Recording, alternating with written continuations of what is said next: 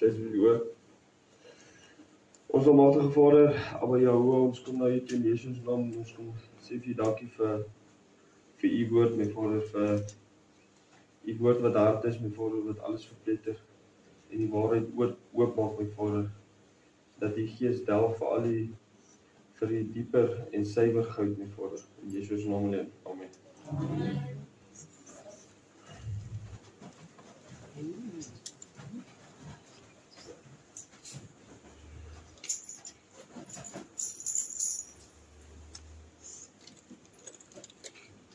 En dit goed met al.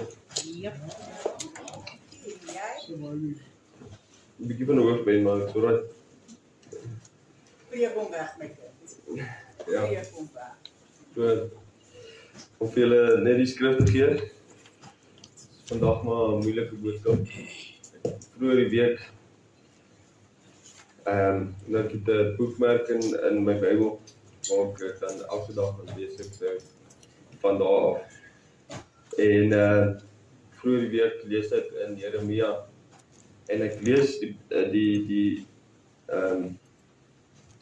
hoofstuk klaar en ek dink by myself, ja, hoekom het ek nou uit Jeremia gelees? En somewhere along the line, deur laas week het my boekmerke uitgeval en ek het die een boekmerk net gevat en in my Bybel gesit. Toe nou vanoggend toe ek nou voorbereiding doen, sien ek, okay, dis hoekom. So dit gaan. Ja. So ons gaan lees uit Jeremia 23.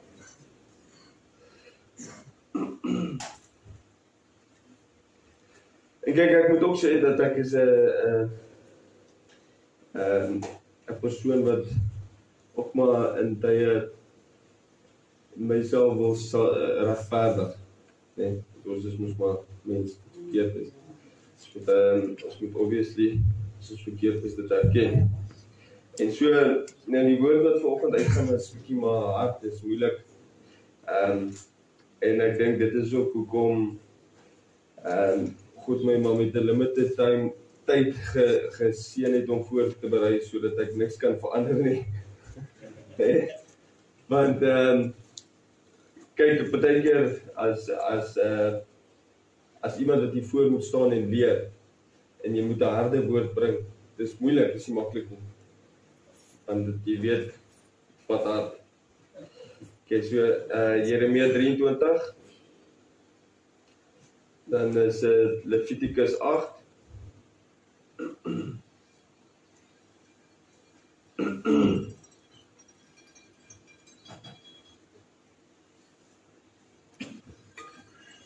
Dan is dit Levitikus 21.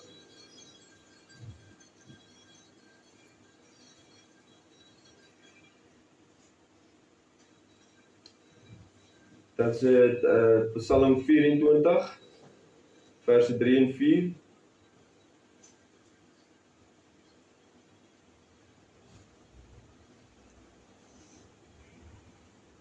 Het almal? Ja. Dan is dit Eksodus 19, verse 10 tot 25.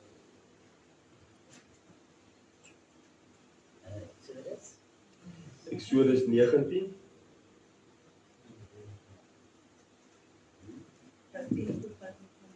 Vers 10 tot 25.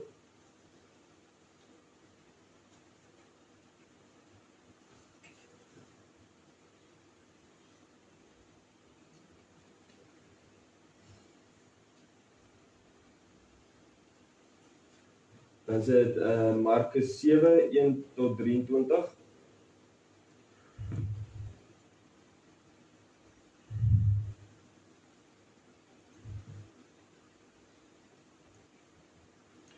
Dan is dit Romeine 12, 1 en 2.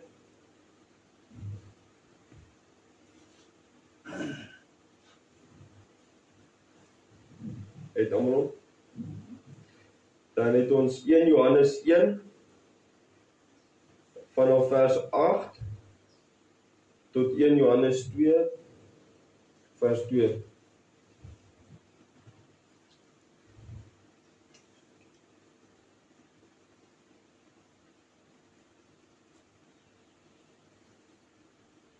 En dan is dit Hosea 4 vers 6.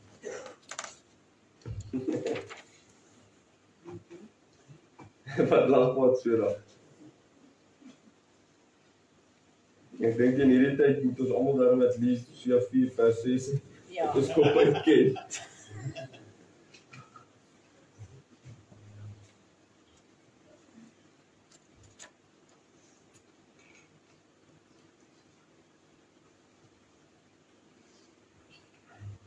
Nou ons as ons gemeente en die voorsitters en die ouderlinge van ons gemeente sal definitief na hierdie diens herstrukturering moet hê.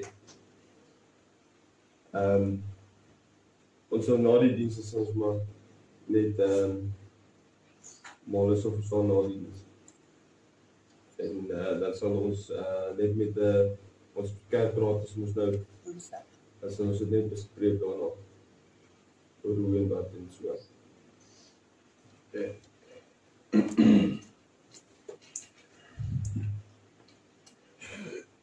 Ek lees al van Jeremia 23 af vanaf vers 1. Wee die herders wat die skape van my weide laat omkom en hulle verstrooi, spreek die Here. Daarom so sê die Here, die God van Israel, aangaande die herders wat my volk oppas. Julle het my skape verstrooi en hulle verdrywe en hulle nie opgesoek nie. Kyk, ek besoek oor julle die boosheid van julle handelinge, spreek die Here. En ek self sal die oorblyfsel van my skape versamel. Soos hierdie ding se ekko nog wel. Ja, dis ek kan nie, dis nie. Wat so is dit jaar. Ja. En ek self sal die oorblyfsel van my skape versamel uit al die lande waarin ek hulle verdryf het. En ek sal hulle terugbring na hulle weiveld. En hulle sal vrugbaar wees en vermenigvuldig. En ek sal herders oor hulle verwerk wat hulle sal oppas en hulle sal nie meer bevrees of verskrik wees of vermis word nie, spreek die Here. Die spruit van Dawid. Kyk, daar kom daar, spreek die Here, dat ek Dawid 'n regverdige spruit sal verwek en as 'n koning sal hy regeer en verstandig handel en reg en geregtigheid doen in die land. In sy dae sal Juda verlos word en Israel veilig woon. En dit is sy naam waarmee hy genoem sal word. Die Here is ons geregtigheid. Daarom, kyk, daar kom daar, spreek die Here, dat hulle nie meer sal sê, so waar as die Here leef wat die kinders van Israel uit Egipte land laat optrek het nie. Maar so waar as die Here leef wat die geslag van die huis van Israel laat optrek en laat kom het uit die Noordland en uit al die lande waarin ek hulle verdryf het. En hulle sal woon in hulle land. Teen die valse profete. Wat die profete betref, my hart is gebreek in my binneste, my hele gebeente sidder. Ek is soos 'n dronk man en soos 'n man wat deur die wyn oorweldig is vanweë die Here en sy heilige woorde. Want die land is vol oorspellers, want die land treur weens die vloek.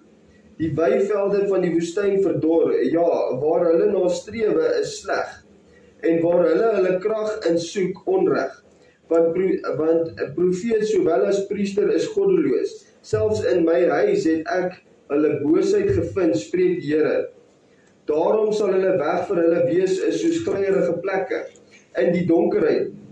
Hulle sal neergestoot word en daarin val, want ek sal onheil oor hulle bring in die jaar van hulle besoeking, spreek die Here.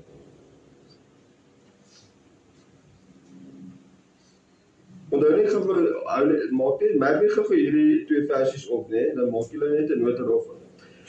Want profeet sowel as priester is goddeloos. Selfs in my huis het ek hulle boosheid gevind, spreek die Here. Hierso kom dit. Daarom sal hulle weg vir hulle wees soos gleierige plekke in die donkerheid. Hulle sal neergestoot word en daarin val. Maak net daai op. En as ons nou daaroor gesels weer. Ek het wel by die profete van Samaria aanstootlike dinge gesien. Hulle profeteer deur Baal en verlei my volk Israel. Maar by die profete van Jerusalem het ek gesien wat afskuwelik is. Hulle bedryf oorspel en gaan om met leuns. en hulle versterk die hande van die kwaaddoeners, sodat hulle hul nie bekeer van hulle boosheid nie. Hoor julle dan? Maar by die profete van Jerusalem het ek gesien wat afskuwelik is. Hulle bedryf oorspel en gaan om met leuns en hulle versterk die hande van die kwaaddoeners. Nou, kom 'n mens in 'n gemeente waar, hoe kan ek sê, as die ou wat hier voor staan en of in 'n bediening staan, né? As jy nou sê, as ek nou sê, kom sê nou vir 'n frikkie, né? Maar kom ons sê nou net vir argumentsonthaalwoord. Ok, kom ek sê net iemand anders. Herman wat hier sit, wat ek daar sit daar op jou. Hy is nou iemand wat hoereer. En ek gaan profeteer nou oor hom en ek sê hoor so vir argumentsonthaalwoord nou. Jy, die Here gee nou vir my dat jy is 'n voorbidder. Wat dink jy wat gaan daai ou dink? Hy dink dit wat ek doen is reg. So nou laat gly, nou stel ek hom as mens uit my eie hart, stel ek hom nou aan as 'n voorbidder of 'n profeet. Maar hy is 'n sondaar. Nou dink hy, kyk, ek moet iets reg doen, hè? Dan raak dit nou 'n glyerige storie, want as ek nou een sonde laat gly, so ek het nou net gebruik as hoerery, maar ons moet nou weet alle waarheid is parallel. So nou is hierdie persoon in die wêreld en ek sê vir hom, luister jy, kyk, God laat jou, maar dis 'n begeerte uit my eie hart uit. En nou dink hy is alright. Nou versterk ek sy hand van die kwaaddoener. Nou sê hy, nee, hy is sharp. Ek hoef nie te verander nie.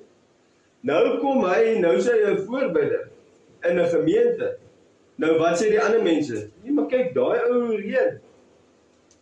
As hy reën en hy's 'n voorbidder, dan kan ek dit ook mos doen, dan kan ek ook 'n voorbidder wees. So gaan die hele gemeente ten gronde. Stem julle met my saam? Ja, dis die waarheid.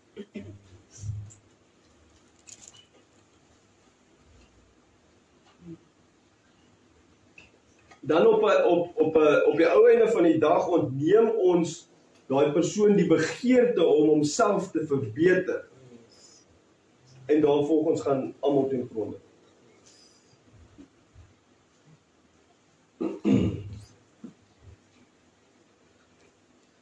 En hulle versterk die hande van die kwaaddoeners, sodat hulle hom nie bekeer van elkeen van sy boosheid nie. Hulle het almal vir my geword soos Sodom en sy inwoners soos Gomorra. Daarom, so sê die Here van die leerskare aangaande die profete. Kyk, ek laat hulle wildeels eet en laat hulle gifwater drink, want van die profete van Jerusalem het goddeloosheid in die hele land uitgegaan. So sê die Here van die leerskare, luister nie na die woorde van die profete wat vir julle profeteer nie. Hulle vervul julle met ydelle verwagtinge. Gesigte uit hulle eie hart verkondig hulle, nie uit die mond van die Here nie. Hulle sê gedurig deur aan my veragters. Die Here het gespreek, julle sal vrede hê, en aan elkeen wat wandel in die verharding van sy hart, sê hulle, geen onheil sal oor julle kom nie. Want wie het in die raad van die Here gestaan, dat hy sy woord sou sien en hoor? Wie het sy woord beluister en gehoor? Kyk, 'n storm van die Here, grimmigheid het uitgegaan, ja, 'n dwarrelstorm. Op die hoof van die goddelose mense breek dit los. Die toorn van die Here sal nie afgewend word nie, sodat hy uitvoer en tot stand gebring het die raadslae van sy hart. Aan die einde van die dae sal julle dit duidelik verstaan. En kyk, elke keer as ons met 'n waarheid, as 'n waarheid vir ons oopgemaak word, dan het ons die kans om dinge reg te stel.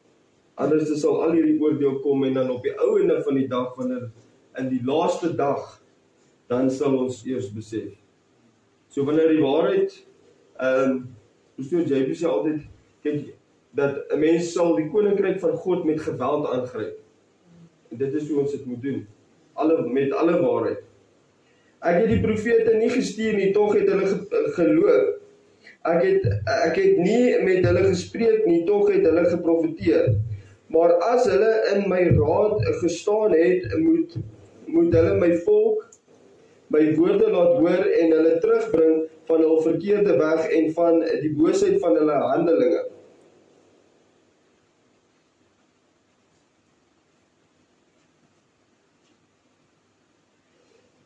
Is ek 'n God van naby, spreek die Here, en nie 'n God van ver nie? Sou iemand hom in skuilplekke kan wegsteek, dat ek hom nie sien nie, spreek die Here. Vervul ek nie die hemel en die aarde nie, spreek die Here. Ek het gehoor wat die profete sê, wat in my naam vals profeteer met die woorde, ek het gedroom. Hoe lank nog is dit in die hart van die profete wat leuns profeteer? En profete is van, hoe lank nog is dit in die hart van die profete wat leuns profeteer en profete is van bedriegery van hulle hart? Is hulle daarop bedag om my volk in my naam te laat vergeet, deur hulle drome, wat hulle die een aan die ander vertel, is soos hulle vader my naam vergeet het deur Baal. Die profeet by wie 'n droom is, laat hom 'n droom vertel, en by wie my woord is, laat hom die woord spreek in waarheid. Wat het die strooi met die koring te doen, spreek die Here? Is my woord nie soos 'n vuur, spreek die Here, en soos 'n hamer, wat 'n rots vermorsel nie?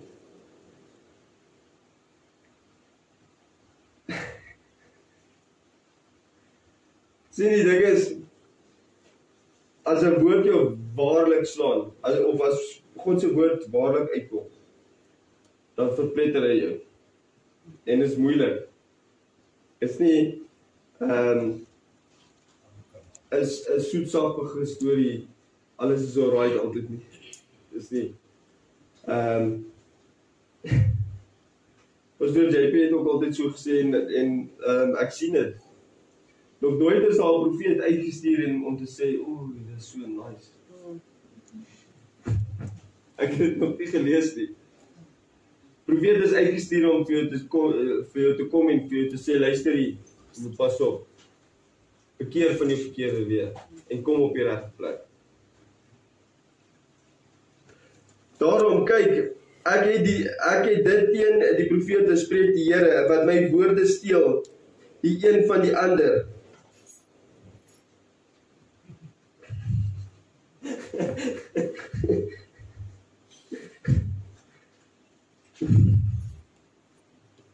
Kyk, ek het dit teen die profete, spreek die Here, wat hulle eie tong gebruik en sê, die Here spreek. Nee. Kyk, ek het dit teen hulle wat leenagtige drome profeteer, spreek die Here, en dit rondvertel en my volk verlei met hulle leuns en hulle grootpratery, terwyl ek hulle nie gestuur en aan hulle geen bevel gegee het nie, en hulle vir hierdie volk hoegenaamd geen voordeel bring nie, spreek die Here. As hierdie volk of profeet of priester jou dan vra en sê, wat het die Here gelas, dan moet jy vir hulle sê, julle is die las, en ek sal julle afwerp, spreek die Here.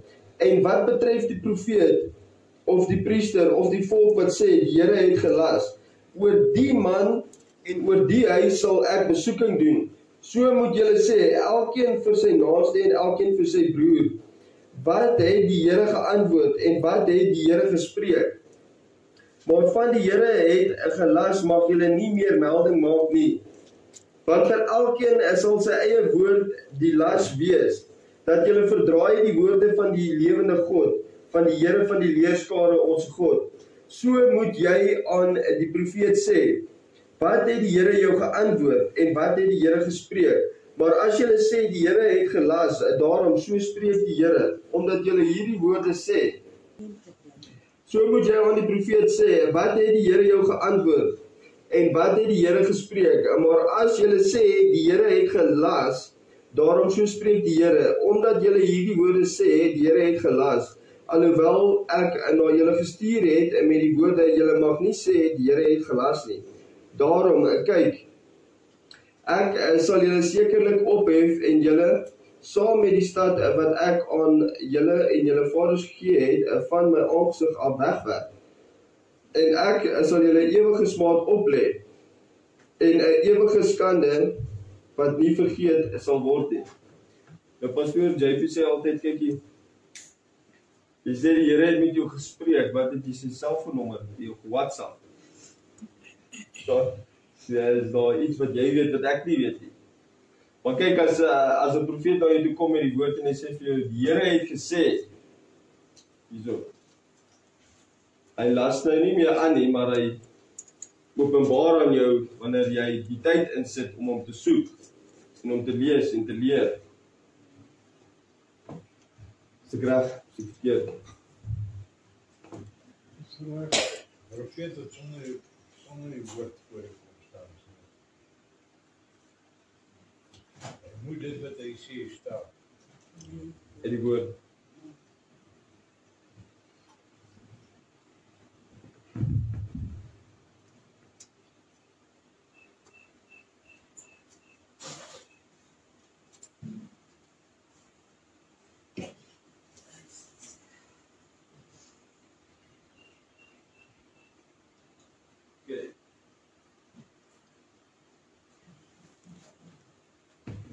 Levitikus 8.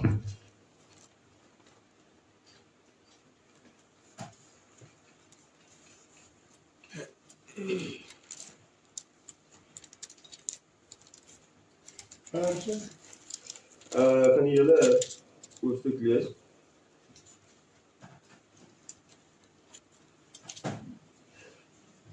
As 'n mens kyk, mense altyd, ek wil maar net hierdie stukkie ekstra deel. Mense altyd kyk, jy moet 'n tiende aan die Here gee. En as mense altyd sê, ja, maar 'n tiende van jou tyd. Maar mense besef nie dat 'n tiende van jou tyd is meer as 2 ure 'n dag. Ja, dis die waarheid. En as 'n mens kyk, ons as ons 'n diens lewer, ons average so tussen 'n uur en 'n half en 2 ure. En kyk, as ek kom en gewoonlik en dan as ons lees, en lees ons actually quite baie.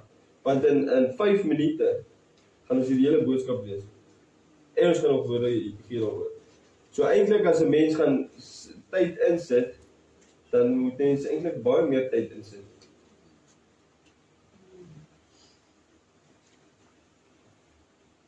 My tyd gaan vinnig.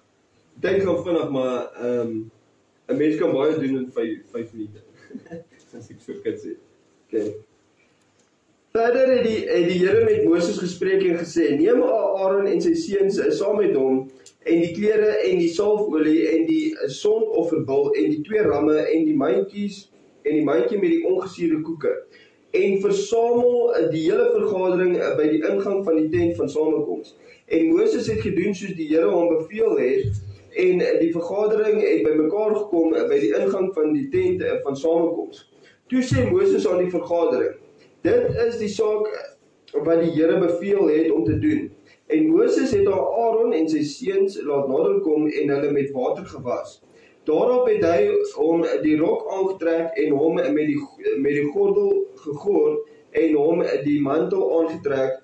Ook het hy hom die skouerkleed aangetrek en hom gegord met die band van die skouerkleed en daarmee hom die skouerkleed omgebind. Verder het hy hom die borstas aangeheg en in die borstas die Urim en die Tumim gesit.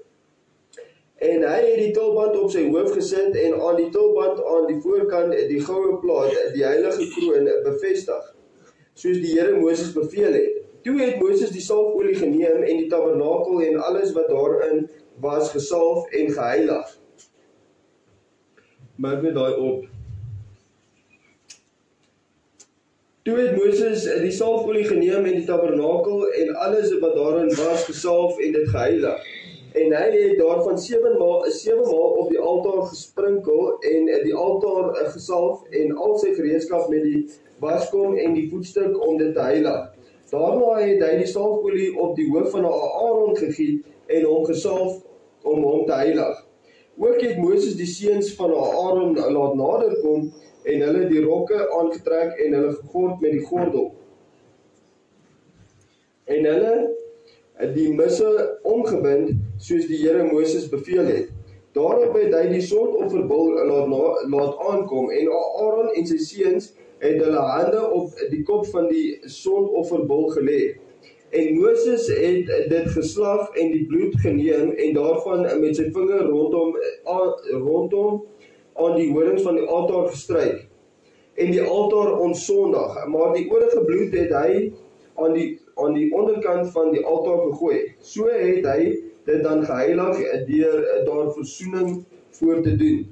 Verder het hy al die vet wat aan die binnegoed was en die lap aan die lewer en die 2 niere en hulle vet geneem en Moses het dit op die altaar aan die brand gesteek.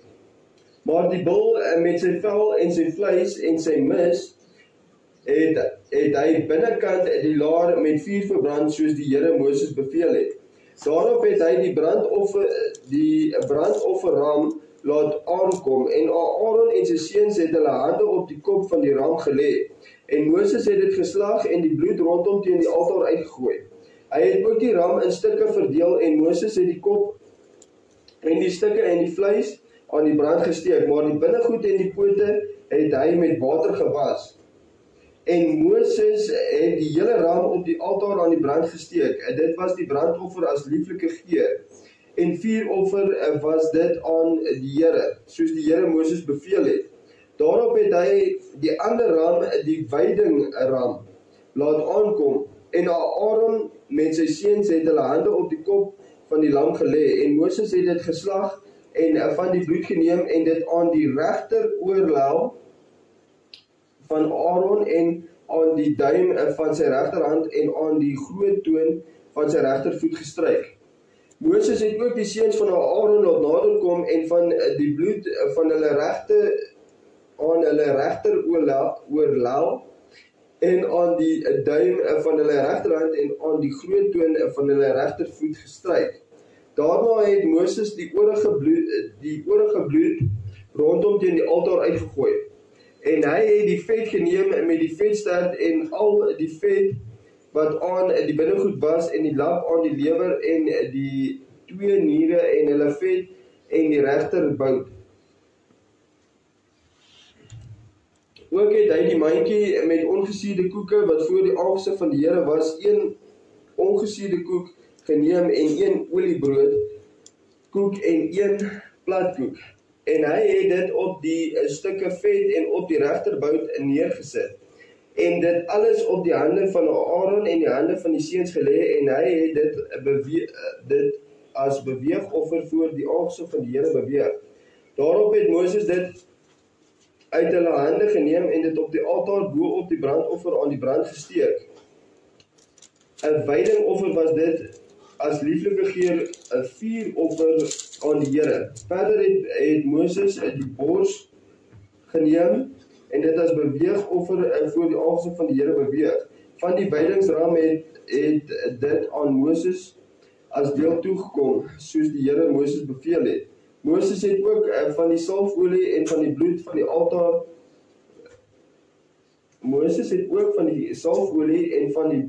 wat aan die altaar was geneem en dit op Aaron en sy klere sowel as op die seuns en op die klere van die seuns gesprinkel. So het hy dan Aaron sy klere sowel as sy seuns en die klere van sy seuns geheilig. Ons gaan nou die res lees, maar ek wil net vir julle verduidelik, nou deur al hierdie wat hulle gedoen het hy nou Levi, wat Aaron se kinders was, Aaron en sy kinders, wat die priesterambt moes bedien het, geheilig, sodat hulle die priesterambt kon bedien het. Okay.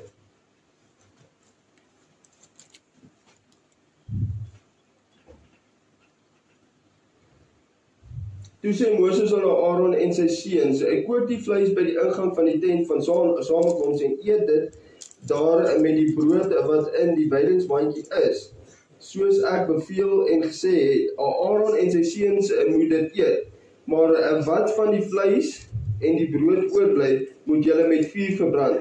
Ook mag julle 7 dae lank nie by die ingang van die tent van samekoms uitgaan nie, tot op die dag dat die dae van julle wyding verby is. Want 7 dae lank moet julle wyding duur. Soos vandag gedoen is, het die Here beveel om verder te doen, om vir julle versoening te bewerk. Julle moet dan by die ingang van die tent van samekoms bly, dag en nag, 7 dae lank, en julle moet die ordeninge van die Here hou, dat julle nie sterwe nie, want so is aan my bevel gegee. En Aaron en sy seuns het al die dinge gedoen wat die Here deur die diens van Moses beveel het. Nou neem net ook hierso kennis dat hy sê, en julle moet die ordeninge van die Here hou, dat julle nie sterwe nie, want so is aan my bevel gegee. So dit was nou vir die Lewiete gesê, dit is wat hulle moes gedoen het. Nou daar is sekere vereistes wat die Lewiete moes aan voldoen het, sodat hulle die priesterambt kon bedien het. Okay. Om in daai bediening te kon gestaan het, is daar sekere vereistes waaraan hulle moes voldoen het. Soos nie net enige iemand wat het gesê, luister jy doen nou vir my dit. Hulle moes eers deur 'n proses gegaan het en geheilig geword het, en dan deur hulle heiligheid kon hulle in diens staan van God om die priesterambt te bedien. Maak dit sin? Ja. Okay.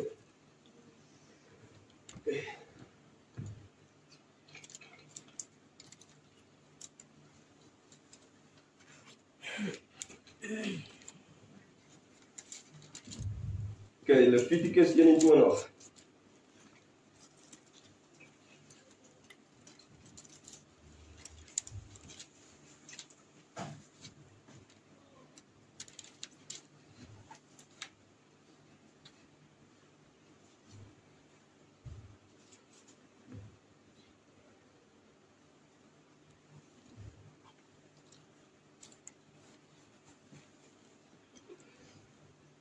Wette oor die reinheid van die priesters. Verder het die Here vir Moses gesê, spreek met die priesters, die seuns van Aaron, en sê vir hulle, aan 'n dooie moet 'n priester hom nie verontreinig onder sy volksgenote nie, behalwe aan sy bloedverwant, sy naasbestaande, aan sy moeder en sy vader en sy seun en sy dogter en sy broer, en aan sy suster wat 'n jong meisie is, sy naasbestaande wat nie aan 'n man toebehoort het nie. Aan haar mag hy hom verontreinig. Nou hy praat hierso van as hy nou 'n dooie moet gaan begrawe. Nee. Okay. Hy mag hom as getroude man nie verontreinig onder sy volksgenote om hom te ontheilig nie. Hulle mag op hul hoof geen kaal te maak en die rand van hulle baard nie wegskeer en in hulle vlees geen insnyding maak nie. Heilig moet hulle aan hulle God wees en die naam van hulle God nie ontheilig nie, want hulle offer die vuuroffers van die Here, die spys van hulle God, daarom moet hulle heilig wees. Pastor Jy praat altyd op van as ons hierso 'n woord uitgee, as diens hier van die altaar af 'n woord uitgee. Dan gee jy baie keer melk uit, dan gee jy baie keer vleis uit. Dit is ook 'n spysoffer van die Here. Ja. Wat mense eet. Okay. Hulle mag geen vrou neem wat 'n hoer of 'n onteerde is nie. En 'n vrou wat deur haar 'n man verstoot is, mag hulle nie neem nie. Want hy is heilig aan sy God. Daarom moet jy hom heilig hou, omdat hy die spys van jou God offer. Hy moet vir jou heilig wees, want heilig is ek, die Here wat julle heilig. Daarom moet jy hom heilig hou, omdat hy die spys van jou God offer.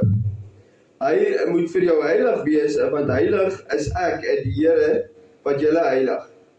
En as die dogter van 'n priester haar ontheilig om te hoereer ontheilig haar vader, met vuur moet sy verbrand word.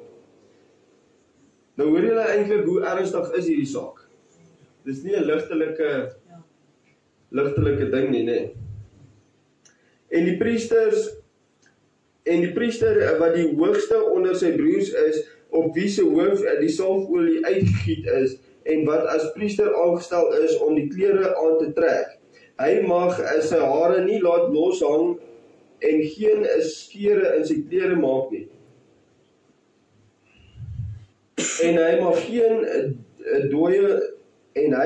by geen dooie kom nie, selfs aan sy vader en moeder hom nie verontreinig nie. En hy mag uit die heiligdom nie uitgaan nie, sodat hy die heiligdom van sy God nie ontheilig nie. Want die wijding van die salfolie van sy God is op hom. Ek is die Here.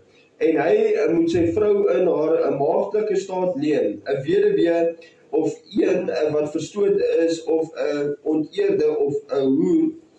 Hulle moet hy nie neem nie, maar 'n jong meisie uit sy volksgenoot moet hy as vrou neem, dat hy nie sy kroos onder sy volksgenote ontheilig nie, want ek is die Here wat hom heilig.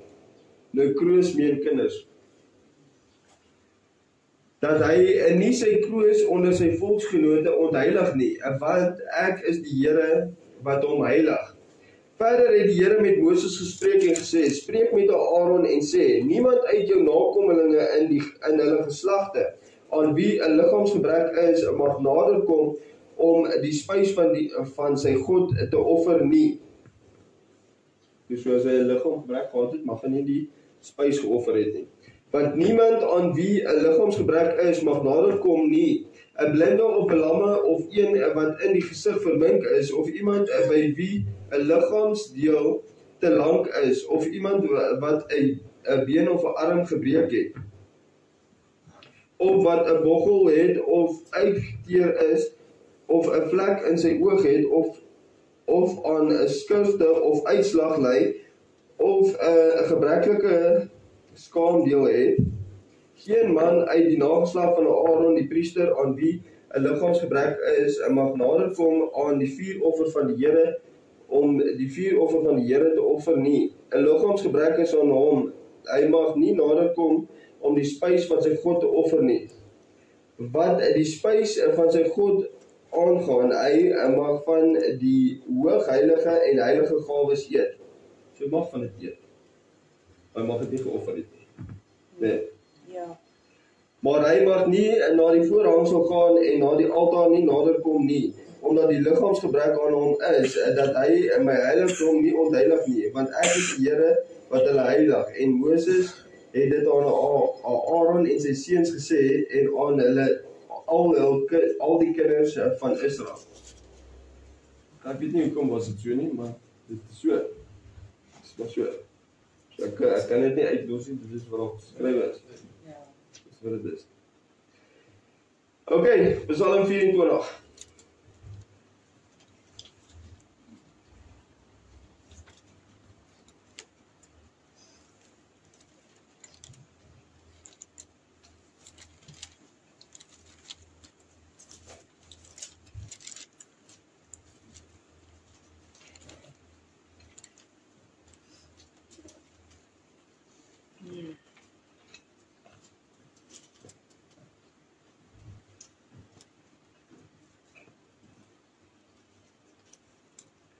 Vers 3 en 4. Wie mag klim op die berg van die Here, en wie mag staan in sy heilige plek? Hy wat rein van hande en suiwer van hart is, wat sy siel nie ophef tot nietigheid en nie vals sweer nie. Kom aan, net weer lees. Wie mag klim op die berg van die Here, en wie mag staan in sy heilige plek? Hy wat rein van hande en suiwer van hart is, wat sy siel nie ophef tot nietigheid en nie vals sweer nie.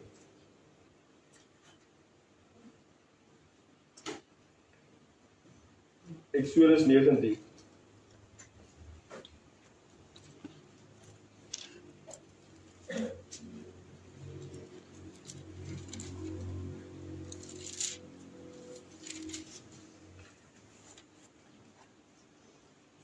vanaf vers 10. Verder het die Here aan Moses gesê, gaan na die volk en heilig hulle vandag en môre en laat hulle klere was en hulle gereed hou teen die derde dag, want op die derde dag sal die Here voor die oë van die hele volk op die berg Sinai afdaal. Sinai. Ja,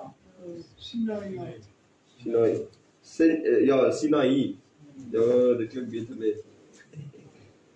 Verder het die Here aan Moses gesê, gaan na die volk en heilig hulle vandag en môre en laat hulle hul klere was en hulle gereed hou teen die derde dag, want op die derde dag sal die Here voor die oë van die hele volk op die berg Sinai afdaal. Ook moet jy vir die volk 'n grens rondom aanwys en sê, pas op dat julle nie op die berg klim of sy voet aanraak nie. Elkeen wat die berg aanraak, moet sekerlik gedood word.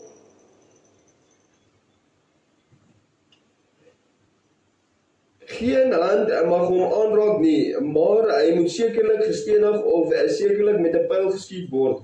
Of dit 'n dier of 'n mens is, hy mag nie lewe nie. As die ramshoring lang geluide blaas, mag hulle op die berg klim. Okay. So, ek dink as Yeshua het seker vir Moses gaan sê, luister nie, dat God gaan neerdal op die derde dag op hierdie berg. Gaan en gaan heilig die volk vir die eerste en die tweede dag, op die derde dag moet hulle gereed hou. Hy moet 'n grens span om die voet van die berg. Hulle mag nie op die berg klim nie, God sal neerdal en wanneer die ramshoring lang geblaas word, dan mag hulle op die berg klim. Verstaan ek dit reg? Okay.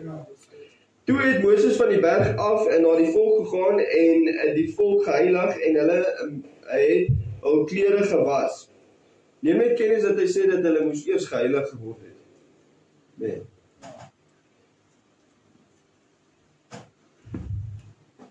En hy het aan die volk gesê, hou julle klaar teen die derde dag, moenie naby die vrou kom nie.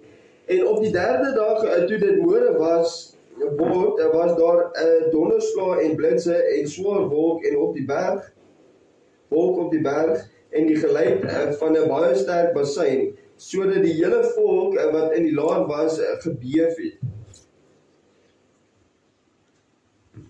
Daarop het Moses die volk uit die laar gelei om God te ontmoet. En hulle het gaan staan by die voet van die berg en die hele berg Sinai het gerook, omdat die Here in 'n vuur daarop neergedaal het. En sy rook het opgetrek soos die rook van 'n oond en die hele berg het vreeslik gebewe. Toe die geluid van die bassein sterker en sterker word, het Moses gespreek. En God het hom telkens hardop geantwoord, terwyl die Here op die berg Sinai neerdal op die top van die berg, het die Here Moses na die top van die berg geroep, en Moses het opgeklim. En die Here het vir Moses gesê, klim af, waarsku die volk, dat hulle nie na die Here toe deurbreek om te sien en baie van hulle dan val nie. En ook die priesters wat naby die Here kom, moet hulle self heilig, sodat die Here nie teen hulle losbreek nie.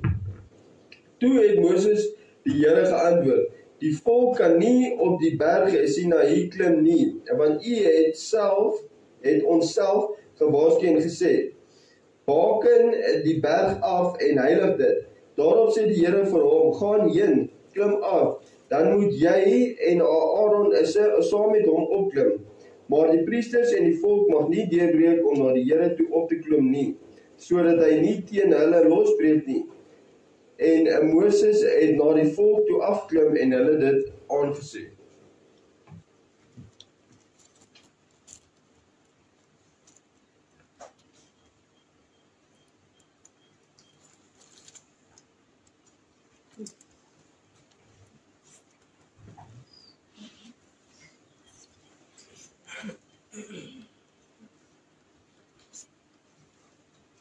Ja, en daai berg het gebrand. Hy is vandag nog opgeslaan. Ja. Yes. Nou, kyk, Yeshua self het gesê, dat jy het nie gekom vir die geveinsdes nie. Jy het gekom vir die siekes. Maar die siekes het nie die priester aanbedien nie. Is ek reg? Nee? So hulle het nie in die bediening gestaan nie. So hy het nie gesê dat luister jy gaan nie vir hulle preek nie want hulle is nie heilig nie. Hy het nie gesê dat verstaan daai ouens kan nie hier in die kerk kom om die woord te hoor nie want hulle is sondaars nie. Hy het gesê kom luister. Maar hy het hulle nie in diens gestel nie. Nee? Die 12 apostels in diens gestel. Ja? Die 12 apostels in diens gestel. Ja, hy het in diens gestel.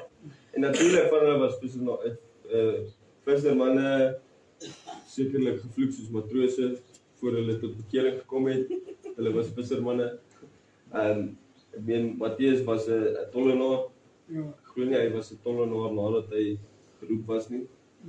Ek onthou daar's 'n ryk man wat na Yeshua gekom het en hy sê hoor so, wat moet ek doen om die koninkryk te kan beerwe? Hy sê gaan heen, koop al jou goed, gee dit vir die armes en kom volg my.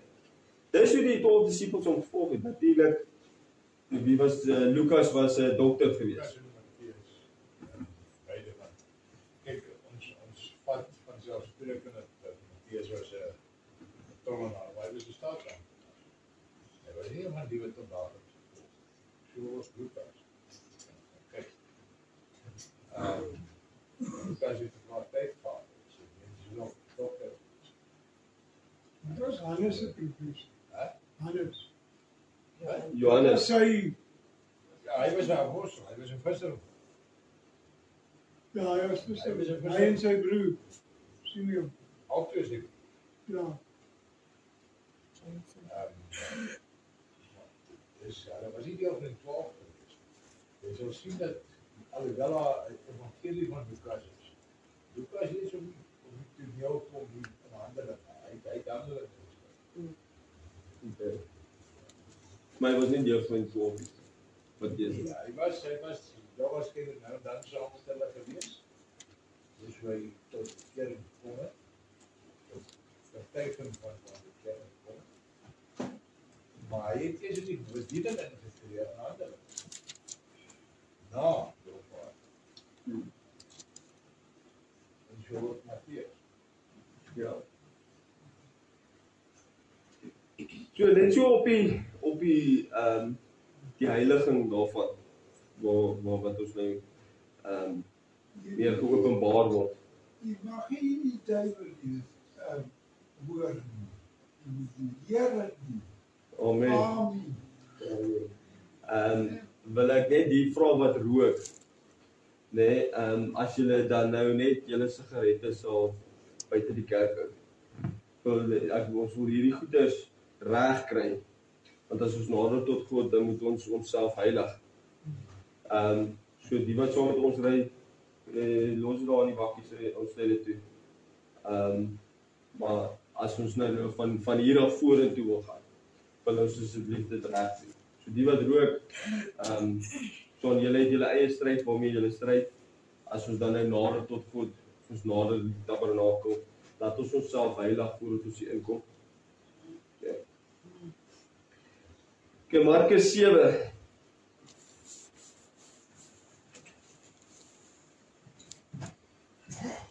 Nou, mense sal altyd sê, okay, ja, maar Yeshua het dan nou gesê dat niks wat dan nou in jou liggaam ontgaan, ontheilig jou nie, maar dit wat uit jou liggaam uitgaan, ontheilig jou. So, ons gaan nou hierdie lees net so dat ons nou vir almal wys dat hy hierso gepraat van die was van jou hande voordat jy eet. En dan wil ek net ook bysê dat ek wil baie mense ou garde gehoor wat lank gerook het, gesê het, ja, ag moet tog net nie my sigaret van my af wegvat nie, dis my enigste ou plesiertjie wat ek oor het. So wat is daai dan nou? Dan sit ons dan nou, dit ontheilig jou. Dis 'n af. Dis 'n afgoed. So dit wat jy oor en oor doen, steeds spandeer saam met God en liewer aan 'n ding wil gaan trek wat want jy rook nie, hy ding rook. Jy asom maar nie die rabbies in. En dit is nie 'n kwessie van oordeel of vooroordeel. Dit is 'n feit. Ek self het terug dat. Maar dan moet jy weer aan tyd moet jou verander. Dis wat dit is. Okay, so ons gaan lees al van 1 tot 23. En die fariseërs en sommige van die skrifgeleerdes wat van Jerusalem gekom het by hom saamgekom en toe hulle sommige van sy disippels met onrein, dit is met ongewaste hande sien brood eet, het hulle dit afgekeer. Ek wil net voordat ons nou verder gaan, wil ek ook net sê dat 'n mens kan nader tot God. En dan is daar natuurlik dinge in 'n ou se lewe wat jy moet aflê sodat jy nog nader kan kom aan God. Soos wat ons nou in die vorige vers gelees het, dat daar's 'n grenslyn gespan op 'n berg, op die voet van die berg. En net die mense wat rein van hart was, het God gesê kan nader kom. Ja. En Aaron en Moses het vir hom gesê, maar Here, U het ons eerder gewaarsku om dan nie te kom nie. Maar dis dan die wat dan nou, as jy daai dinge in jou lewe, as jy jou vlees kruisig en jy lê daai dinge af, dan kom jy nader en nader aan God. So as daar iets is wat tussen jou en God is 'n mens dit nie. En kyk, ek praat hier met myself ook. Dat dit sê daar word gepraat van die woord van God wat soos 'n tweesnydende swaard is. Hy sny die kant toe en daai kant toe. Hy sny die kant toe en daai kant toe. As daar iets tussen ons en God is, en ons verwyder dit, dan kan ons nader en nader aan God gaan. Okay. Ons moet pas op om mense te sê, luister, jy is nou so, as die vrugte van daai persoon nie strook met die bediening waarin hy moet staan nie. Okay. Okay, 1 tot 23. En die fariseërs en sommige van die skrifgeleerdes wat van Jerusalem gekom het by hom saamgekom. En toe hulle sommige van sy disippels met onrein, dit is met ongewaste hande sien brood eet, het hulle dit afgekeer. Want die fariseërs en al die Jode eet nie as hulle nie deeglik hulle hande gewas het nie. Omdat hulle vashou aan die oorlewering van die ou mense. En wanneer hulle van die mark kom, eet hulle nie as hulle nie gewas het nie. En baie ander dinge is daar wat hulle aangeneem het om te onderhou. Die wassery van bekers en kanne en kopergoed en bede. Daarop stel die fariseërs en die skrifgeleerdes hom die vraag, waarom wandel u disippels nie ooreenkomstig die oorlewering van die ou mense nie? Ek wil nou net vir julle sê dat luister, dit is nie te sê jy het nou nie nodig om skoolgoed te was nie, jy kan sommer nou net vanaand se kos saam met 3 dae oue kos daarso in daai bord inskiet. Jy's nou wys. Nee. Nee, dit kan nie werk nie. Dis nie waaroor dit gaan nie. Maar dit is nie waaroor dit gaan nie. Son was wees skoon. Maar jy sien die ding is die gewasserheid van al daai goeders was meer belangrik as wat God. Ja. Dis waaroor dit. Ja, ek gaan nou verder lees. Die oorlewering van die ou mense nie, maar eet 'n brood met ongewaste hande. En hy antwoord en sê vir hulle, tereg het Jesaja oor julle geveinstes geprofeteer soos geskrywe is. Hierdie volk eer my met die lippe, maar hulle hart is ver van my af. Ja. So natuurlik, hier kom jy agter dit wat oom Frikkie daar gesê het, is, kyk, hierdie fariseërs was uit om Yeshua, om te kyk, waar maak Yeshua 'n fout? Waar maak sy, volgens hulle tradisies. ja, volgens hulle tradisies. Ja. Dan hier, ons sal nou verder lees daaroor. Maar te vergeefs vereer hulle my deur leringe te leer wat gebooie van mense is. Ja. Mensgeleerde gebooie. Maar kyk, as ek nou die hondepoef opgetel het, dat my hande was voor ek my broodjie eet. Definitief. Verstaan? Dit maak logies sin. Ja. Kyk. Sorry. Want terwyl hulle die gebod van God nalaat, hou julle aan die oorlewering van mense vas. Die wassery van kanne en bekers en ander dergelike dinge van dieselfde aard doen julle baie. En hy sê vir hulle, julle verstaan dit goed om die gebod van God op sy te sit en so julle oorlewering te onderhou. Nee, so die gebod van God hou hulle, sit hulle een kant, maar hulle onderhou die mens maak te lewe. Okay. En hy sê vir hulle, julle verstaan dit goed om die gebod van God op sy te sit en so julle oorlewering te onderhou. Want Moses het gesê, eer jou vader en jou moeder en hy wat 'n vader of moeder vloek, moet sekerlik sterwe. Maar julle sê, as 'n mens aan vader of moeder sê, enige voordeel wat u van my mag geniet is korban, dit is 'n offergawe, dan laat julle hom nie meer toe om iets vir sy vader of moeder te doen nie. So maak julle dan die woord van God kragteloos deur julle oorlewering, wat julle bewaar het, en dergelike dinge van dieselfde aard doen julle baie. En hy het die hele skare na hom geroep en vir hulle gesê, luister almal na my en verstaan, daar is niks wat van buite af in die mens ingaan wat hom onrein kan maak nie. Maar die dinge wat van hom uitgaan, dit is die dinge van die mens, wat die mens onrein maak. As iemand ore het om te hoor, laat hom hoor. En toe hy van die skare af in 'n huis gekom het, vra die disippels hom oor die gelykenis. En hy sê vir hulle, as julle ook is julle ook so sonder verstand, begryp julle nie, dat alles wat van buite af in die mens ingaan, om nie onrein kan maak nie, omdat dit nie ingaan in sy hart nie, maar in die maag. Sien, in die maag. Maar, het jy al gekyk, before and after foto's van iemand wat rook? Ja. Na 20 jaar, hoe lyk hulle hart? Net so interessant, hè. Ek weet nou nie, ek weet is nou nie wat Yeshua hier bedoel het nie. Want hy praat hier van die menslike begeertes in die hart. Maar het jy al gesien, hy sê hierso, dit gaan nie in die mense harte nie. Maar het jy gesien hoe lyk 'n ou wat 30 jaar rook sy hart, teen 'n ou wat nie gerook het nie? Hy verswak. Ja, en hy is swak, even die hart is swak, ja. Ja, maar die feit as die sigaret gooi sulke swart taal, het kom voor baie keer. Ja, dis op jou longe, ja.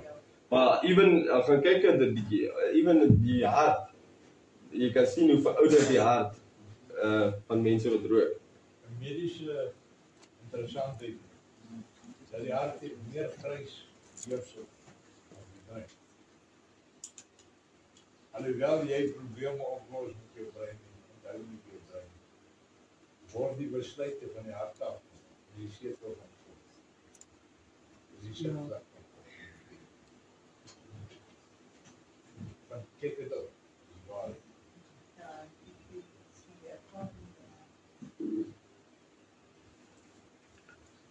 Omdat dit nie ingaan in die hart nie, maar in die maag, en dit gaan in die heimlikheid uit en maak al die voedsel rein. So dit sê, dit maak, sê nou nie, jy moet vat nie, hoor, so dit is nou mense. Het sê, kyk, op die oude van die dag, en die dag, dit wat uit jou liggaam gekom het gaan na die plante toe, en dit het dan nou weer gegroei. Ja. Ons praat hier van plante. Dit gaan nou nie, as dit vark net daar poef eet, gaan dit hom nie rein maak nie. Kyk, kan ek gou weer daar vir julle lees. Omdat dit nie ingaan in sy hart nie, maar in die maag, en dit gaan in die heimlikheid uit en maak al die voedsel rein. Okay. En onthou, hulle het hierso brood geëet, met ongewaste hande. Koring. Ja. So, koring, plante, maak sit net. Moet jou hande was nie voor die eer. Ja, jy moet.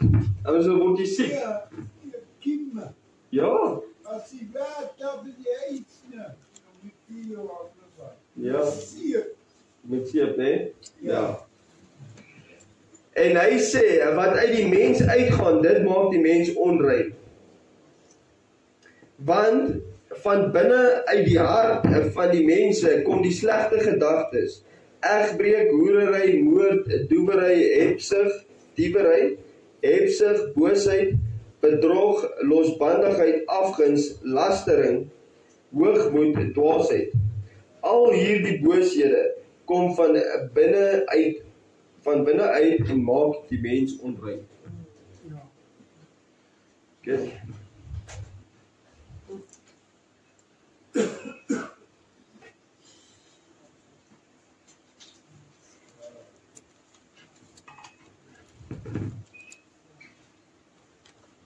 As jy doodgaan, dan gaan jy besoek op die Here. Dan kom hulle jou by die graf. Dan sê die Here vir jou, hy het 'n groot huis, hy het 'n groot aard, skape, beeste, alles. En mense, jy kan jou pa maak sien daarvoor. Ja. Romeine 12.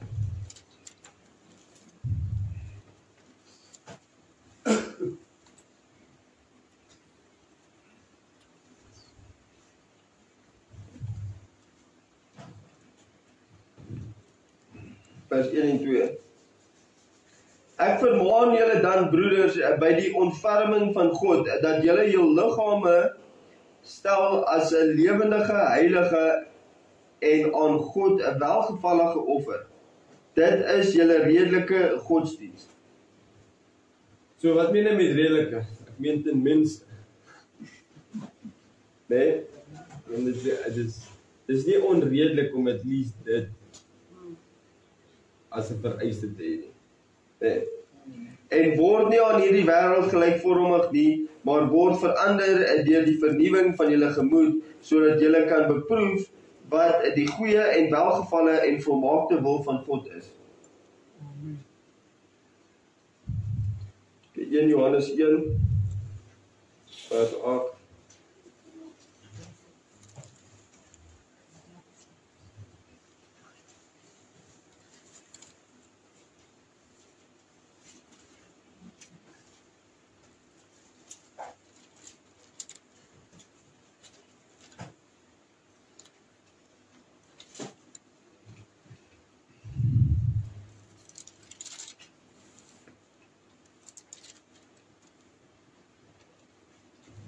Ek maar lees.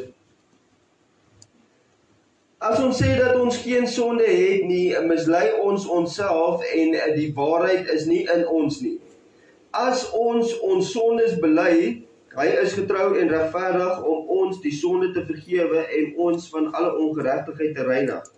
As ons sê dat ons nie gesondig het nie, dan maak ons hom tot 'n leienaar en is sy woord nie in ons nie. My kinders, ek skryf hierdie dinge aan julle dat julle nie moet sondig nie. En as iemand gesondig het, ons het 'n voorspraak by die Vader, Yeshua Vader. Ons het 'n voorspraak by die Vader. En dit is Yeshua Mashiach, die regverdige. En hy is die versoening vir ons sondes en nie alleen vir ons nie, maar ook vir die van die hele wêreld. Vir die wat bely. Nee, vir die sondes wat jy bely. En neem net kennis dat hy sê hierso, hy praat hier van in die verlede tyd. My kinders, ek skryf hierdie dinge aan julle dat julle nie moet sondig nie. En as iemand gesondig het, ons het 'n voorspraak by die Vader, Yeshua Mashiach, die regverdige. En hy is 'n versoening vir ons sondes. En nie alleen vir ons nie, maar ook vir die van die hele wêreld. Maar hy sê also, as ons gesondig het, hy sê nie dat ons nou kan vorentoe sondig soos wat ons wil en solank ons nou vra vergifnis, dan is ons wel raai daarna nie. En dan sondig ons weer en dan sê ons, ek is jammer en dan sondig ons weer daarna nie. Dis nie hoe dit werk nie. Daar is lering wat uitgaan en sê dat die sonde wat die nog gaan doen is voor betaal. Nee, dit werk nie so. Ek sê altyd, ek weet nie of het daar staan of wat ook nie, maar kyk, dis wanneer wanneer jy die kruisiging van Christus waardeloos ag. Ja. Handelinge 10. 27, 28. Hoe steek dit?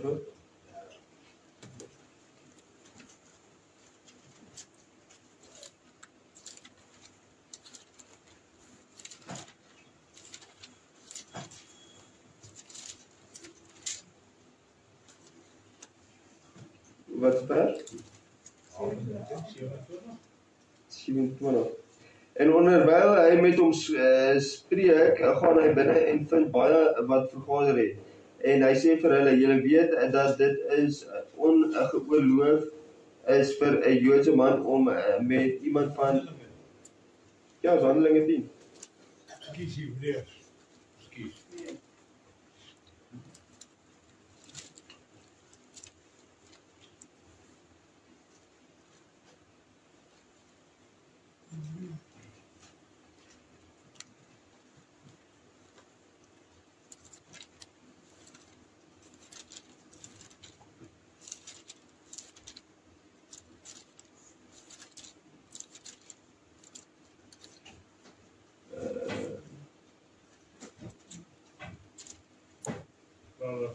Ek gaan hierso van 19 aflees. Terwyl ons dan broeders vrymoediglik het om in die heiligdom in te gaan deur die bloed van Yeshua, op die nuwe en lewendige weg wat hy vir ons ingewy het deur die voorhangsel heen.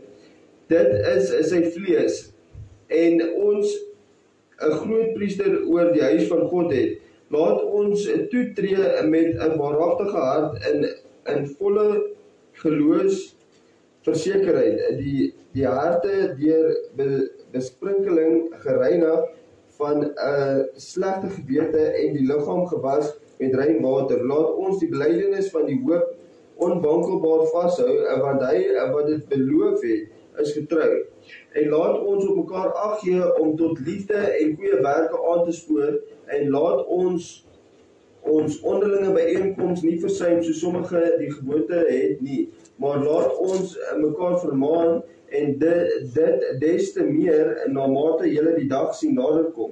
Want as ons opsetlik sondig en nadat ons die kennis van die waarheid ontvang het, bly daar geen offer vir die sondes meer oor nie, maar 'n verskriklike verwagting van die oordeel en 'n vuurgloed wat die teestander sal verteer.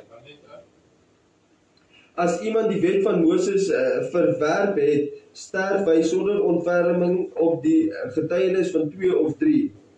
Hoeveel swaarder straf dink julle sal hy verdien wat die seun van God vertrap het en die bloed van die testament waardeur hy geheilig is, onrein geag en die gees van genade gesmaad het?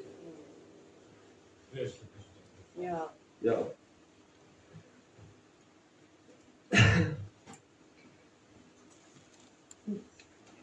Nou, Hosea 4 vers 6. My volk gaan ten gronde weens 'n gebrek aan kennis, en omdat julle die kennis verwerp het, sal ek julle en julle kinders verwerp, sodat jy vir my die priesterambt nie sal bedien nie, omdat jy die wet van jou God vergeet het, sal ek ook jou kinders vergeet. Nou, daar's 'n stukkie in die Bybel wat sê, wie sal 'n huis bou as hy nie eers die kostes daarvan bereken het? Nou, wanneer 'n mens kom om in 'n bediening te staan, is daar sekere kostes wat jy moet betaal om in daai bediening te kan staan. Ja. En daai kostes moet jy betaal om in daai bediening te staan.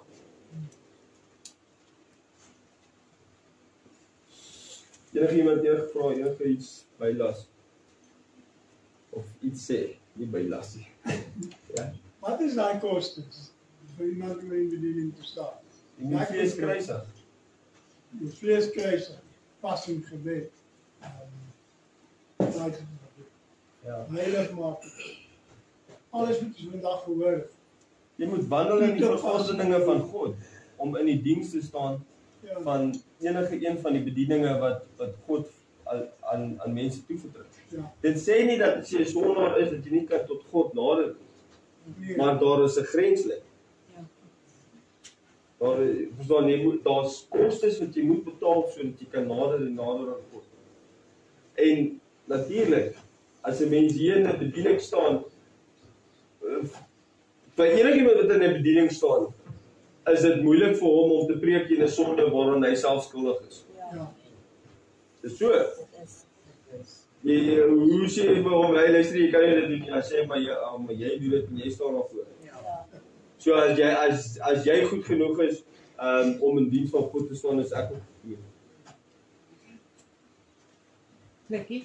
Kyk, Ek gaan dit nou maar reg net sê, eerlik ook, mense kan luister, is fyn. Ek moes herhaaldelik oor die jare my vlees kruise, sodat ek nie goed doen wat ek nie moet doen. En dit is 'n gospel. En okay, ek sê kom my broer, dit, wat hier is, en dit beteken regteken intieme goed met iemand. Okay. Dis alles. En dit was die moeilikste ding wat ek moes doen. En dit was 'n worsteling. Glo my, ek het selfs eendag gevoel, maar dit was nie. Dit's nie maklik. Ja, dis nie maklik. Veral nie as jy Want jy gemaak het is vyand- van vlees en bloed en passie en al daai goed nie. Dit is baie moeilik. Ja. En jy het 'n vyand wat jou gedurig weer waarsku vir jou sê jy's te sleg. Die goed is net so voor jou ding. Ja, Dit was geweldig. ja. Maak Ek het moet nie. dit Maar ek moet die nog ding steeds is, herhaaldelik doen. Wat dis waar my dankbaarheid in die Here verskriklik sterk is, want maak nie saak hoe swak ons is nie. In ons swakheid maak hy ons sterk. Hy dra ons. As jy nederig na hom toe gaan en hom sê Here, help my en hy dra jou, hy tel jou op, hy lig jou eie gemorsheid op en hy maak jou heilig. Hy bring die skrif lewendig na jou toe, dat dit in jou hart lewendig word en dan maak hy jou heilig. En dis my dankbaarheid aan God so hoog is, want hy doen alles vir ons. Ons doen so 'n bietjie, dat dit eintlik dit lyk soos 10% van dit wat God soek van ons. Maar hy maak ons groot. Dis waar. As ons Heilig ons op, hy dra ons, sy Heilige Gees is in ons. Dit is beskryf. ons moet onthou dat die wat volhard tot die einde toe, hulle sal gered word. Dit is, en 'n mens moet volhard. Ja. Mens moet volhard en volhard in die bekering, sê ek altyd. Weet jy, Ja. Volhard in die bekering. ek wil ook net iets sê. Maar vir Mense onsself, dink, ons kan luister maak. ja, Maar dit bly by die kruisiging van die vlees. As jy hom volg elke dag met jou kruis en jy besef dat jy daai kruis dra om te sterf, heel waarskynlik, as goeie moontlikheid, dan kan jy maar gehoorsaamheid en heiligmaking en die en daai en kan alles bylas. Jy kan koerante vir ons kry. Daai neem jou kruis op, volg my elke dag. Dit's dit. Ja. Dis waar dit staan. Ja. Begin en Ricardo, mense sal na 'n man of 'n vrou kyk, ja, wat enkel is, of verweer wees soos ek het ook oor, wat God dien en ons probeer die hele tyd absoluut om te doen wat hy spreek, wat hy sê wat van ons verwag. Nou ons maak foute, ons almal maak foute, elkeen van ons is so. Maar mens dan verstaan hy nie persoonlike worsteling waardeur mens gaan om jou vlees basies gekruisig te hou in daai binding. En dit is nie net dat jy dit een keer doen. Dis herhaaldelik, dis 'n maandelikse, weeklikse, daaglikse ding. Dit is moeilik. Kan ek nou antwoord daarop? Dis nie te sê jy moet vashou daaraan om daar te bly dink ek kan dit maar doen en ek kan maar net elke keer vergifnis vra vir dit wat ek doen nie. Want dan is jy moeswillig. God sê as jy moeswillig vra in die sonde, sal hy weet nie vergeef. Dis waar. Dis dit. Dis waar die persoonlike worstelinge inkom. kyk, dit is nie nodig vir mense. Een van vrugte van die Gees, sagmoedigheid, lankmoedigheid, selfbeheersing. Selfbeheersing, liefde. Maar ek wil net klem maak op die sagmoedigheid en die lankmoedigheid. Nou, as ons enige iemand ander persoon vermaan om op die regte weë te kom, om bekere, om kom ons sê 'n woord te gee sodat iemand hulle bekeer. Okay, dan moet ons doen dit in sagmoedigheid en nie in oordeel nie. Maar verstaan, as 'n mens dit sê, as God se Gees jou oortuig van sonde, geregtigheid en oordeel, is dit jou saak. So as iemand vir jou sê, luister jy moet jou oor die vingers tik en vir jou sê, luister jy. En God se Gees oortuig jou van sonde, geregtigheid en oordeel, is dit jou eie saak. Dis nie vir mens gegee om te oordeel nie, om te veroordeel nie, sê so.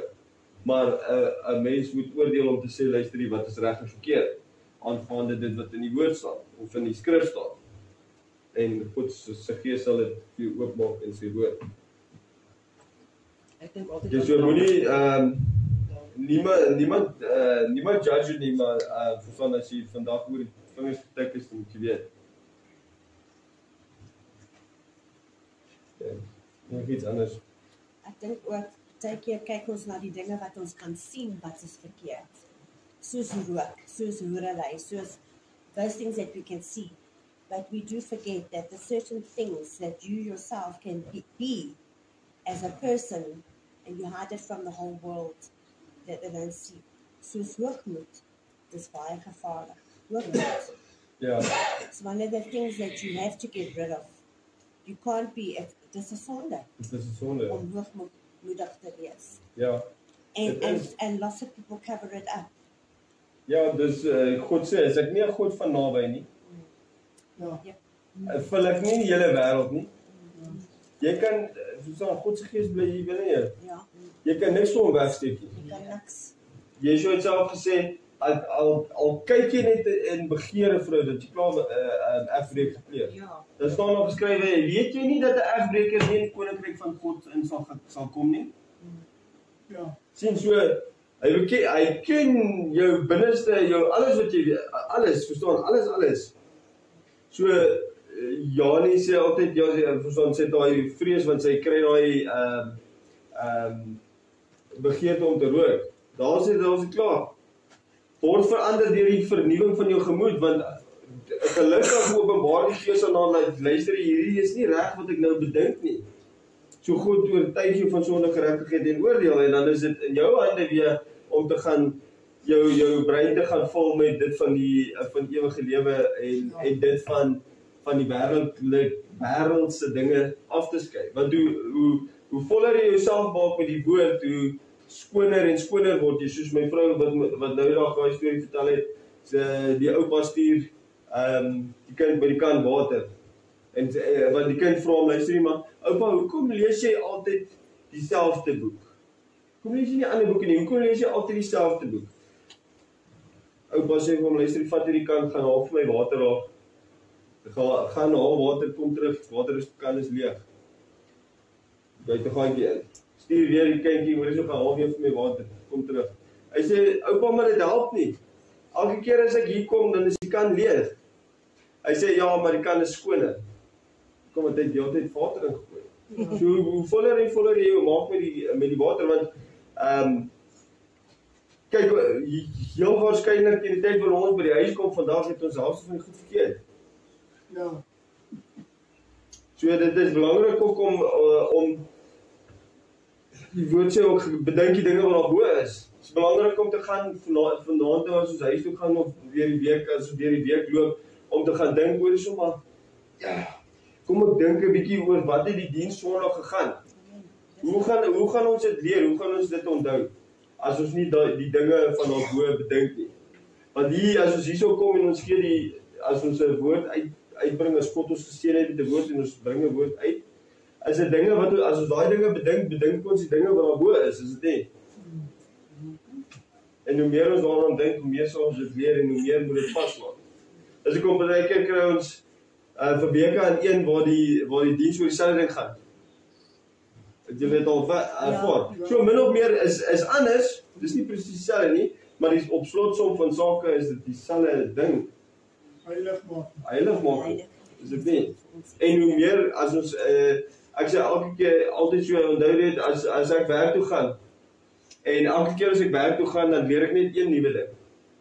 Teen die einde van die jaar het ek 364 nuwe dinge geleer. 365 nuwe dinge geleer.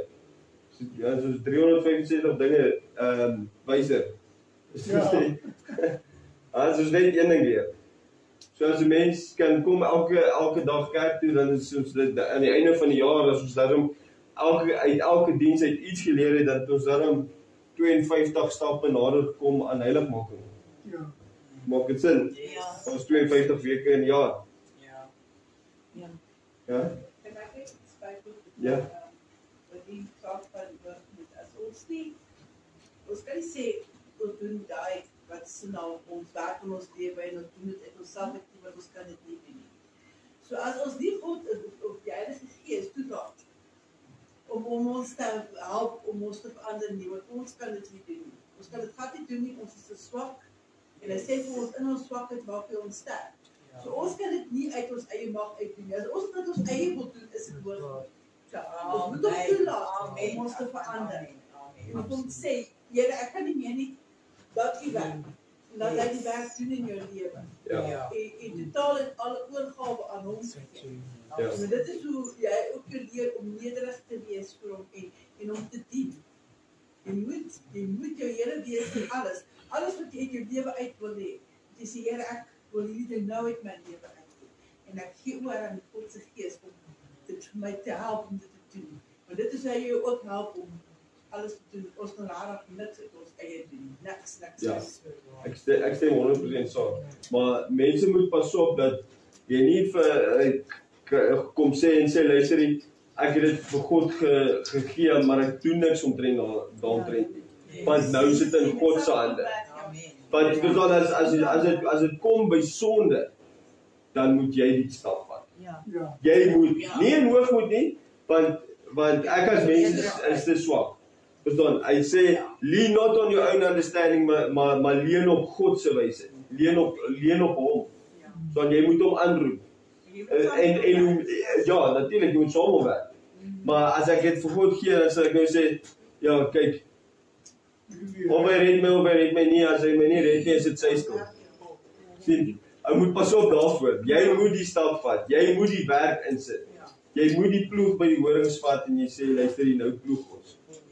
En obviously, aanhoudend bid ons vir God om ons te seën met die krag, om ons te seën met die wysheid.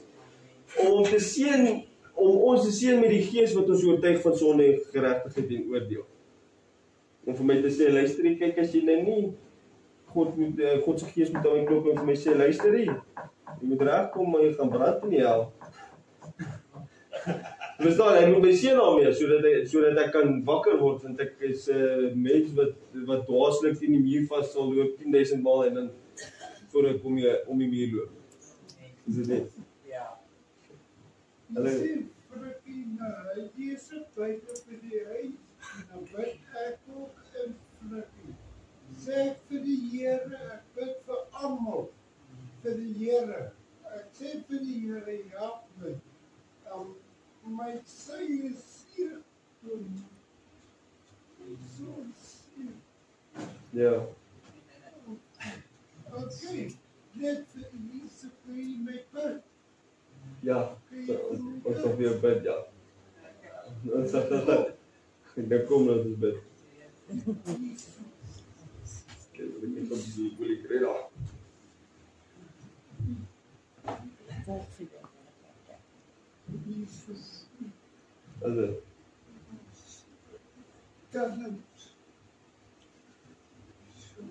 Ons almagtige Vader, ons kom bring ons broer op na U toe, my Vader, ons vra U vir sy genesing. Hy sê hy is so seer hier by sy ribbes en sy darm, ons vra U om te genees in Jesus se naam. Amen. Amen. Ja, sê. Dankie. Sê. Nog iemand iets sê? Ja. Ons lees elke dag Bybel bid by Frikkie. Ja. Nou bid ek ook vir Frikkie, vir almal by die kerk is en maak Okay, Pieter. Dis reg, ja. Ja. Ja, sê. Ja, sê. Ricardo, jy sê altyd die woord is hard. Ek dink nie daar's 'n harder woord wat jy ooit kan ontvang as die dag as jy voor God staan en hy sê vir jou, gaan van my Ek het jou af, nooit jy geken. nooit geken. Yes. Dit is harde. Nie die skrif. En die finale een. Ja. Nie die Weet jy, skrif. dit is wat jy daai oor dit kry. Wie weet jy om het te waard. En dan nou self te sê. Nog iemand nog iets? Sê vir jou, ons almagtige Vader, ons sê vir U dankie dat U ons seën het met hierdie woord. Ons vra U om ons te herinner in die loop van hierdie week van dit wat uitgegaan het, my Vader. Help ons om te bekeer van al ons verkeerde weë, my Vader. Leer ons al U verordeninge, my Vader, sodat ons noukeurig daar volgens sal wandel, my Vader, sodat ons al hoe nader en nader sal kom aan U heiligheid, my Vader. Ons sê vir U dankie dat U ons so ryklik geseën het met die Gees. Ons sê vir U dankie vir die seën wat die ultimate offer gemaak het, my Vader, sodat ons kan nader aan U. Ons sê vir U dankie vir Koning Yeshua vir elke lering wat U die disippels gegee het, wat ons tot en met vandag toe nog leer, my Vader. Elke woord wat uit U mond uitgaan, maar Vader, is gelouter soos duur silwer. En ons sê vir U dankie, my Vader, dat ons voorreg het om my woord te ontvang, my Vader, in Yeshua se naam. Amen. Amen.